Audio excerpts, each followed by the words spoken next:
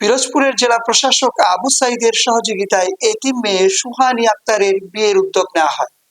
জেলা সমাজসেবা অধিদপ্তরের উদ্যোগে এতিম মেয়েদের বিয়ের ব্যবস্থা ও আনুষ্ঠানিক ব্যবস্থাপনা সম্পন্ন করেন। অনুষ্ঠানে কনের অভিভাবকের দায়িত্ব পালন করেন জেলা প্রশাসক আবু সাইদ। পিতামাতাহীন সুহানী আক্তার 2015 সালের সরকারি শিশু পরিবারে আশ্রয় পান। সেখানেই বেড়ে ওঠেন তিনি।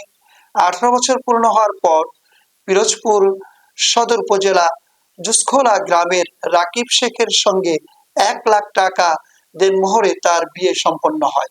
এ সময় জেলা প্রশাসক আবু সাইদ বলেন, এই মেয়েটি শুধু সরকারি শিশু পরিবারের সন্তান নয়, সে আমাদের সবার সন্তান।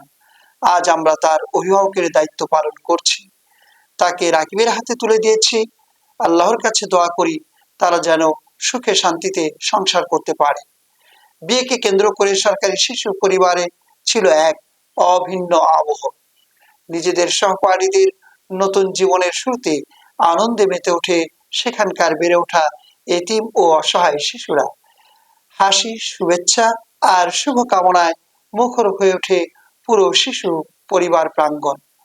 উপস্থিত অতিথিরা বলেন, এতিম অভিভাবকহীন শিশুদের প্রতি রাষ্ট্রের দায়িত্ব শুধু আশ্রয় বা লালন পালনের মধ্যেই সীমাবদ্ধ নয়, তাদের জীবনের গুরুত্বপূর্ণ মুহূর্তগুলো পাশে দাঁড়ানো প্রয়োজন। জেলা প্রশাসন ও সমাজসেবা অধিদপ্তরের এই উদ্যোগ সেই মানবিক দায়বদ্ধতার উজ্জ্বল উদাহরণ হয়ে থাকে।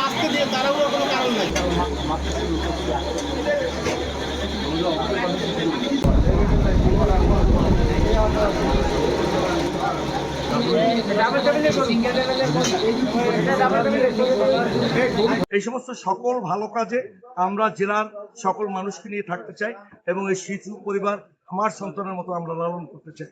এটাই আমাদের কথা।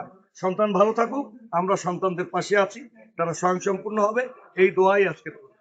এই মেয়েটি আমাদেরই সন্তান, সরকারের সন্তান, সরকারি শিশু পরিবারের সন্তান এবং আমাদের সকলের সন্তান। আজকে এই মেয়েটির অভিভাবক আমরা।